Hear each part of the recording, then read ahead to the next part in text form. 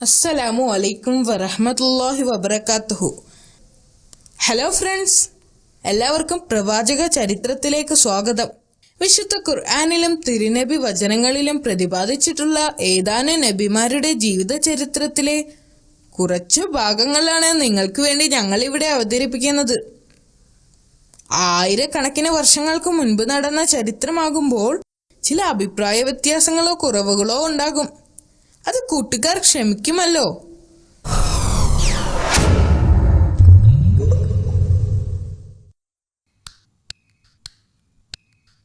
ആഴമുള്ള കിണറ്റിൽ നിന്ന് ജീവനോടെ പുറത്തു വരാൻ കഴിഞ്ഞതിലും കച്ചവടക്കാരിൽ നിന്ന് രക്ഷപ്പെടാൻ കഴിഞ്ഞതിലും യൂസുഫ് നബി അള്ളാഹുവിനോട് നന്ദി പറഞ്ഞുകൊണ്ടേയിരുന്നു. ഇതിലൂടെ അള്ളാഹു അദ്ദേഹത്തെ ഈജിപ്തിലെ പ്രധാന വ്യക്തിയായി മാറ്റുകയായിരുന്നു. മുഖ്യമന്ത്രി തന്റെ ഭാര്യയോട് അദ്ദേഹത്തെ നന്നായി പരിചരിക്കണമെന്ന് ആവശ്യപ്പെട്ടു. എന്നും വിശ്വസ്തനായിരിക്കണമെന്നും കൊട്ടാരത്തിൽ ആരും നിന്നെ ഒരിക്കലും ഉപദ്രവിക്കില്ല എന്നും അദ്ദേഹം പ്രവാചകനോട് വാക്ക് നൽകി. അധികം താമസിക്കാതെ അദ്ദേഹം ഈജിപ്തിലെ വളരെ പ്രധാന വ്യക്തിയായി മാറി. അദ്ദേഹത്തിന് അവിടെ എല്ലാ സുഖസൗകര്യങ്ങളും ഉണ്ടായിരുന്നു. അദ്ദേഹം വളരുന്നതോടൊപ്പം തന്നെ ബുദ്ധിയും അറിവും നൽകി അള്ളാഹു അദ്ദേഹത്തെ അനുഗ്രഹിച്ചു. അദ്ദേഹത്തിന്റെ കഴിവുകൾ അറിഞ്ഞ മുഖ്യമന്ത്രി തന്റെ ഭാര്യയുടെ പരിചരണം അദ്ദേഹത്തെ ഏൽപ്പിച്ചു. എന്നാൽ സുന്ദരനായ ആ ചെറുപ്പക്കാരന്റെ സൗന്ദര്യവും ബുദ്ധിയും അറിവും അവളെ ആകർഷിച്ചു. മുഖ്യമന്ത്രിയുടെ ഭാര്യ സുലൈഖക്ക് യൂസുഫ് നബിയോട് ആരാധന തോന്നി. അവർ അദ്ദേഹത്തിൽ ആകൃഷ്ടനായി. ഓരോ ദിവസം കഴിയുന്തോറും അവർക്ക് അദ്ദേഹത്തോട് ഇഷ്ടം കൂടിക്കൂടി വന്നു.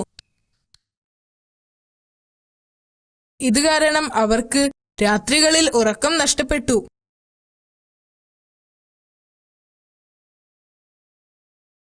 ഒരിക്കൽ പ്രവാചകൻ അദ്ദേഹത്തിന്റെ മുറിയിലായിരുന്നപ്പോൾ സുലേഖ അദ്ദേഹത്തെ വശീകരിക്കാൻ ശ്രമിച്ചു.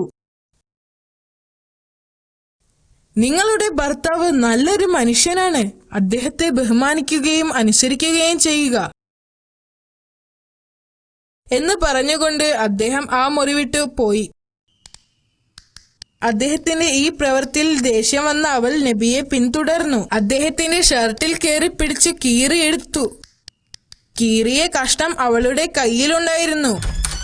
പെട്ടെന്ന് വാതിൽ തുറന്നപ്പോൾ മുഖ്യമന്ത്രിയും ബന്ധുക്കളും അവിടെ നിൽക്കുന്നത് കണ്ടു. സാമർത്ഥ്യക്കാരിയായ ആ സ്ത്രീ ഭർത്താവിനെ കണ്ടപ്പോൾ അവളുടെ സ്വരം മാറ്റി. അവൾ കയ്യിലുണ്ടായിരുന്ന കീറിയ കഷ്ണം ഉയർത്തിക്കൊണ്ട് ഇങ്ങനെ പറഞ്ഞു: ഈ മനുഷ്യൻ എന്നെ ആക്രമിക്കാൻ ശ്രമിച്ചു, നിങ്ങൾ ഇപ്പോൾ തന്നെ അവനെ തടവിലാക്കണം. എന്നാൽ പ്രവാചകൻ അത് നിഷേധിച്ചു. ആര് പറയുന്നതാണ് സത്യമെന്നറിയാൻ മുഖ്യമന്ത്രിയും ബന്ധുവും ഷർട്ടിന്റെ കീറിയ കഷ്ണം പരിശോധിച്ചു. അത് ഷർട്ടിന്റെ പുറകു വശത്താണെന്ന് അവർ കണ്ടെത്തി. യൂസഫാണ് നിന്നെ ആക്രമിച്ചത് എങ്കിൽ അവന്റെ ഷർട്ടിന്റെ മുൻഭാഗം കീറുമായിരുന്നു. അത് പുറകിൽ നിന്നും പിടിച്ചു വലിച്ചപ്പോൾ ഉണ്ടായതാണ്. നിങ്ങൾ കള്ളം പറയുകയാണ്. ഷർട്ട് പരിശോധിച്ച ബന്ധു പറഞ്ഞു. തന്റെ ഭാര്യ കള്ളം പറയുന്നതായി തിരിച്ചറിഞ്ഞ മുഖ്യമന്ത്രി പ്രവാചകനോട് മാപ്പ് ചോദിച്ചു. ഈ കാര്യം ആരോടും പറയരുതെന്നും പറഞ്ഞു.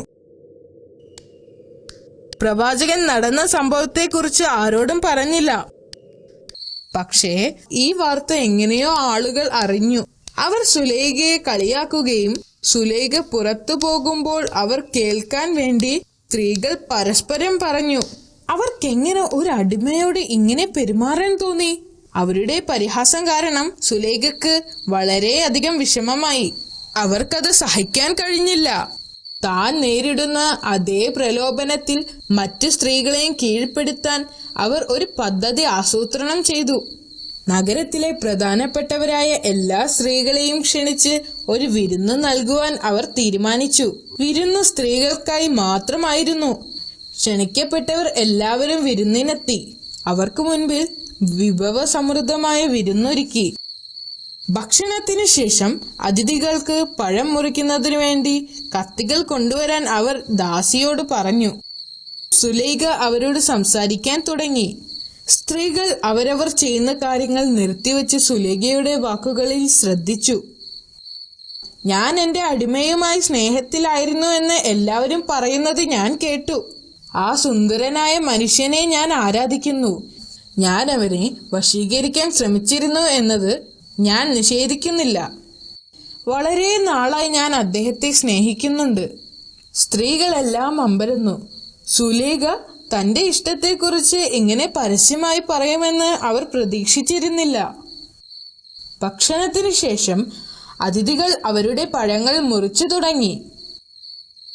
ഈ സമയത്താണ് സുലൈഖ യൂസുഫ് നബിയെ വിളിക്കുന്നത്. തന്റെ കണ്ണുകൾ താഴ്ത്തിക്കൊണ്ട് അദ്ദേഹം മുറിയിലേക്ക് പ്രവേശിച്ചു. സുലൈഖ പേര് വിളിച്ചപ്പോൾ അദ്ദേഹം തല ഉയർത്തി. യൂസുഫ് നബിയുടെ മുഖം കണ്ടപ്പോൾ അതിഥികൾ വിസ്മയഭരിതരായിരുന്നു. അദ്ദേഹത്തിന്റെ മുഖം സൗന്ദര്യം കൊണ്ട് തിളങ്ങുന്നതായിരുന്നു. അത് നിഷ്കളങ്കതയെ പ്രതിഫലിപ്പിച്ചു. പഴം മുറിക്കുകയായിരുന്ന അവർ ആശ്ചര്യപ്പെട്ടു. അവരുടെ കണ്ണുകൾ പ്രവാചകന്റെ മുഖത്തായിരുന്നു. പഴങ്ങൾ മുറിക്കുന്നതിന് പകരം സ്വന്തം കൈകളാണ് മുറിക്കുന്നത് എന്ന് അവർ അറിഞ്ഞിരുന്നില്ല. പ്രവാചകന്റെ സൗന്ദര്യത്തിൽ മയങ്ങിയിരുന്ന അവർക്ക് വേദന ഒട്ടും അറിഞ്ഞിരുന്നില്ല. ഇതൊരു മനുഷ്യനല്ല, അവരിൽ ഒരാൾ പറഞ്ഞു. അതൊരു മലക്കാണ്, മറ്റൊരാൾ പറഞ്ഞു. അതിനുശേഷം സുലൈഖ എഴുന്നേറ്റ് നിന്ന് പറഞ്ഞു, നിങ്ങൾ നിങ്ങളുടെ കൈകളിലേക്ക് നോക്കുക. സ്ത്രീകൾ അവരുടെ കൈകളിലേക്ക് നോക്കി.